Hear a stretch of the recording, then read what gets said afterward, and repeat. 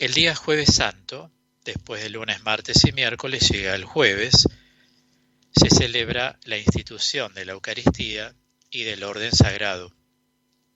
La palabra Eucaristía proviene del griego eucharistesas y significa acción de gracias. ¿Recuerdan? Dice Jesús: tomen y coman, este es mi cuerpo. Tomó el cáliz, dio gracias, lo partió, lo dio a sus discípulos, diciendo. Es decir, toda Eucaristía siempre es una acción de gracias. Por medio del sacerdocio de Jesucristo, le agradecemos al Padre el don de habernos dado a Jesús como Señor y luego la institución de quedarse Él presente en este sacramento en cuerpo, sangre, alma y divinidad. Para los católicos, la Eucaristía no es un recuerdo, sino que es una actualización del misterio pascual, a diferencia de la cena o santa cena que hacen los hermanos metodistas o algunos grupos evangélicos donde recuerdan el hecho. Para nosotros no es un recordatorio, sino que es una actualización del misterio pascual. Aclaro a todos los oyentes, Pascua significa paso de la muerte a la resurrección, y lo que celebramos en la misa es precisamente el paso de la muerte a la resurrección de Jesús. La Eucaristía decimos que es un sacramento.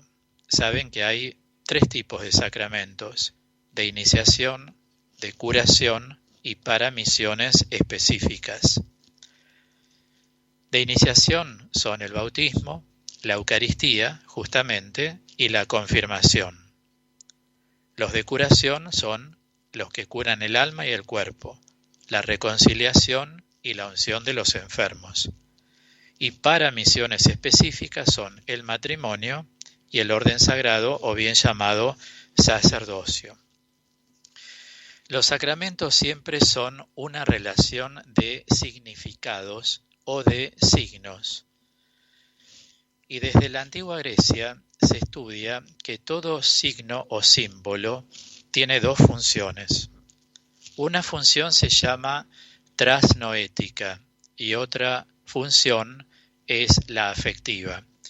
La función del símbolo trasnoético significa que moviliza a la inteligencia el signo. Uno, por ejemplo, entra a una iglesia, ven que se está esparciendo agua en la cabeza de una persona, niño, joven o adulto, y la inteligencia lo detecta, dice: están bautizando. Entramos y se está celebrando la misa, decimos: se está celebrando una misa. Es decir, la inteligencia detecta, esa es la función trasnoética del símbolo. Trasnoética deriva del término nous, N-O-U-S, del griego, que significa mente, inteligencia espiritual. Entonces la función trasnoética es aquella que lleva al creyente a leer algo más allá de lo que está viendo. Uno ve una hostia, pero sabe que allí detrás está el cuerpo y la sangre de Cristo, el Señor. Y la función afectiva consiste en movilizar afectivamente hacia el objeto amado. Por eso decimos que los sacramentos son una relación de significados. Decía San Agustín que signo es aquello que, además de impresionar los sentidos, nos lleva al conocimiento de otra cosa. Ahí estaría lo afectivo, los sentidos, y el conocimiento es lo intelectual, el aspecto trasnoético. En otra parte dice Santo Tomás en relación a la Eucaristía que este sacramento tiene triple significación. Una es respecto del pasado en cuanto es conmemoración de la pasión del Señor, que fue verdadero sacrificio. La segunda significación es respecto del presente y es la unidad eclesial de la que por el sacramento participan los hombres. En este sentido es que San Juan Damasceno enseña que se llama comunión porque por ella comulgamos con Cristo, participamos de su carne y de su divinidad, y porque comulgamos y nos unimos mutuamente. Y la tercera significación de la Eucaristía es en relación con lo futuro, por prefigurar este sacramento lo que llamamos la fruición de Dios. Fruición quiere decir el goce de Dios, que vamos a tener en el cielo. Es un anticipo de aquello que ha de suceder. Por eso mismo podemos sintetizar que hay tres aspectos en la Eucaristía que son evidentes. Recordemos que la evidencia es la claridad con la que un objeto se presenta a la inteligencia. Por un lado, hay un aspecto rememorativo en cuanto es causa de la gracia, diciendo relación al pasado, es rememorativo. En la Escritura está contenido en los textos de primera carta a los Corintios 11, 23 y siguientes. El Señor tomó el pan y después de dar gracias, lo partió y dijo: Este es mi cuerpo que se da por ustedes. Hagan esto en memoria mía. Y asimismo, después de cenar, tomó el cáliz diciendo: Este cáliz es el Nuevo Testamento. Es mi sangre.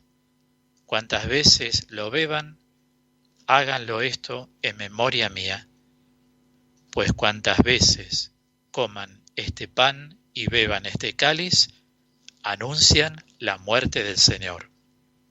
¿Comprendemos entonces por qué el aspecto este se llama rememorativo?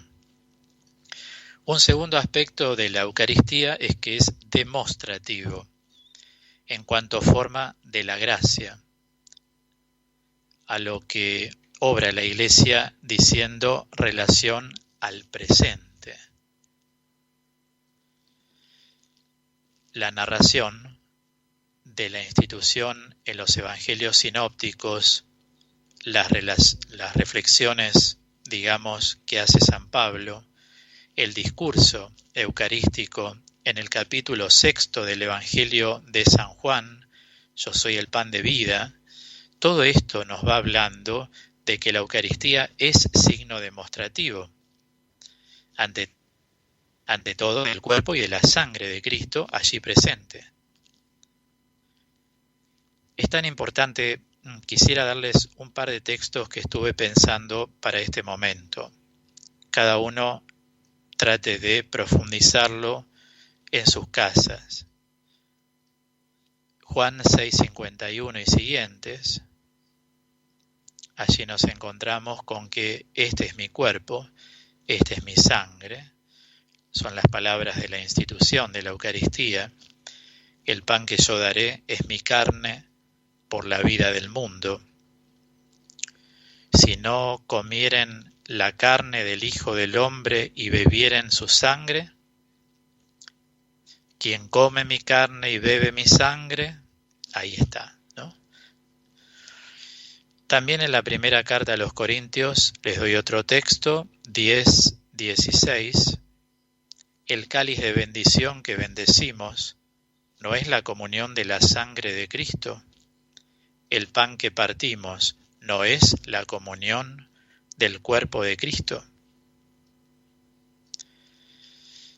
Es decir, la Eucaristía siempre es signo demostrativo de la vida divina y de la gracia de unión con Cristo y entre nosotros. Hay otros textos también. El versículo siguiente de esta primera carta a los Corintios 10, me refiero al versículo 17. Quien me come vivirá a causa de mí, dice Juan 6:56, no lo olvidemos, ¿no? y otros textos más, pero estos serían suficientes como para poder profundizar esta semana. Hasta ahora decimos, el primer aspecto de la Eucaristía es rememorativo, el segundo es demostrativo y el tercero es profético. En cuanto a la meta, o sea, el fin de la gracia, dice relación al futuro. El que come de este pan vivirá eternamente. O sea que la Eucaristía es signo profético de la unión con Cristo en la gloria de lo que se llama la visión beatífica y del culto de la Jerusalén celeste. Lo veremos tal cual es, como expresa la Escritura. Les dejo algunos textos que también quise reunir para este momento del programa. Lucas 22, 15 al 16. Primera carta a los Corintios 11, 26. Y Juan 6, 54 al 58. Así sumarizamos entonces estos tres aspectos, el rememorativo, el demostrativo y el aspecto profético. Yo quisiera desde ahora, al margen de lo que acabo de explicar, y es darles este pensamiento desde la teología dogmática, acudir ahora a la teología pastoral latinoamericana, lo que implica la Eucaristía desde una perspectiva teológica latinoamericana, junto a lo que hemos visto dogmáticamente, porque forma parte, lógicamente, de la fe que profesamos. Primero recordemos que la Eucaristía es un lugar que atañe no solo a la transformación en relación a los dones, sino que también atañe a la transformación de los creyentes. Cada vez que comulgamos, mayor compromiso de conversión. La Eucaristía es autoexégesis de Dios. Quiero decir, Dios se revela y dice, este es mi cuerpo. Tomen y coman. Esto es una autoexégesis de Dios. El mismo Cristo se revela instituyendo el sacramento de la Eucaristía. La Eucaristía puede entrar en una figura que manejó San Clemente de Alejandría en el siglo III y también San Agustín en el siglo IV, cuando hablan de la figura de Cristo como Cristo total, el Cristo total. Eso significa que Cristo abarca una triple dimensión: la dimensión divina, la dimensión humana y la dimensión cósmica. Como señala la carta a los Colosenses, todo fue creado por Él y para Él. Y Él es el recapitulador de toda la creación, además del Redentor del hombre. Les aconsejo, entre paréntesis, buscar por internet esa encíclica que escribió el Papa San Juan Pablo II, que se llama Redemptor Hominis, el Redentor del hombre. Es decir, la redención alcanza al género humano. Por eso Jesús, cuando resucita, desciende a los infiernos. Los infiernos no tienen nada que ver con el infierno. Los infiernos, en plural, es un término que reemplaza al Hades de los griegos o al Sheol de la Biblia judía, es decir, el lugar espiritual donde van los Refraim, es decir, los espíritus sombríos, en la concepción judaica. Para los cristianos, los infiernos es ese lugar espiritual donde van desde el primer hombre y la primera mujer, Adán y Eva en adelante. Jesús, después de resucitar, se aparece frente a todo el género humano y les da la oportunidad de creer en Él para salvarse. ¿Por qué? Porque Él es redentor de todo el género humano, no solamente de los cristianos. Murió por todos los hombres. Otra característica a la luz de la teología latinoamericana que siempre señalamos es que la Eucaristía es epifanía. Es decir, es una manifestación de Cristo. Este es mi cuerpo, esta es mi sangre, en función de lo que se llama el escazón, en función de lo definitivo, en función de la vida eterna. El que come de este pan vivirá eternamente, y yo lo resucitaré en el último día. También podemos ver la Eucaristía como un lugar de integración y solidaridad. En la Eucaristía entramos todos, pobres y ricos, negros y blancos. No hay diferencia de nada en la Eucaristía.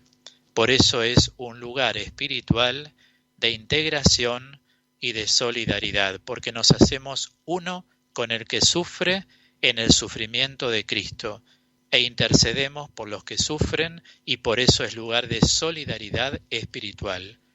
Como la impronta que les propuse en el bloque anterior, de unirnos cada vez más fuerte en la oración para derribar este muro que es el COVID-19. Habrá gente que, a pesar de que se da cuenta que solo Dios nos puede salvar, son duros de corazón. Eso existió y existirá siempre. No importa. Oremos para que el Señor, por la fe que profesamos, nos conceda esta gracia de inspirar la vacuna, o bien de asombrarnos y que de repente empiece a extinguirse la pandemia, por asombro de Dios. Y la Eucaristía también se puede ver como lugar de encuentro de toda la Iglesia, porque es el Papa, los obispos, nuestros pastores, los sacerdotes, las religiosas, los religiosos, los laicos. Cristo es la cabeza, nosotros su cuerpo. O sea que también en la Eucaristía se manifiesta el cuerpo místico. Todos comulgamos. Es muy importante entonces que tengamos en cuenta estos aspectos hasta llegar al último que he pensado para este bloque sobre el Jueves Santo, el día de la institución, reitero, de la Eucaristía y del orden sagrado o sacerdocio. Recordemos todos que la Eucaristía es ícono de la misericordia. Ícono significa imagen de la misericordia que Dios nos tiene. Tanto amó Dios al mundo que dio a su único Hijo. Y Jesús dice, nadie me saca la vida, yo la doy voluntariamente. Por eso es redentor del género humano todo, de los que creen y de los que no creen. Eso lo tenemos clarísimo los cristianos. Hasta aquí llegamos entonces con este bloque en relación a la Eucaristía y vamos a cerrarlo con una canción muy bella que le ofrecemos al Señor, a Jesús Eucaristía, a su corazón eucarístico.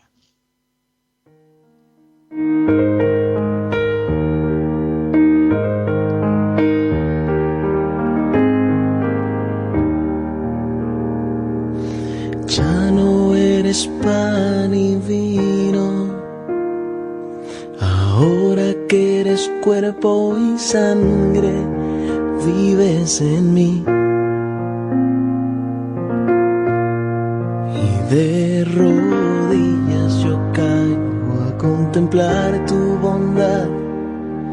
¿Cómo no te voy a adorar? Mientras te pierdes en mis labios, tu gracia va inundando todo. mi corazón. Por esa paz que me llena de alegría mi ser, ¿cómo no te voy a adorar? Señor Jesús, mi Salvador, amor eterno, amor divino, ya no falta nada, lo tengo todo, te tengo a ti. Ya no falta nada, lo tengo todo, te tengo a ti.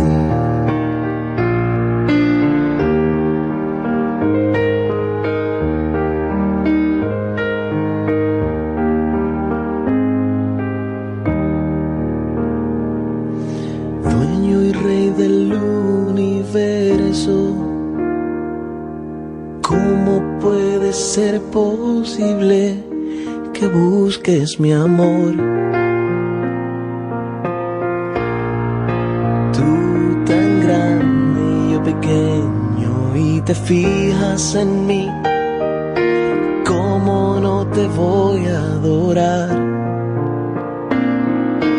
De rodillas yo te pido que el día cuando tú me llames sea como hoy, para mirarte a los ojos y poderte decir que cómo no te voy a adorar. Señor Jesús, mi Salvador, amor eterno, amor divino,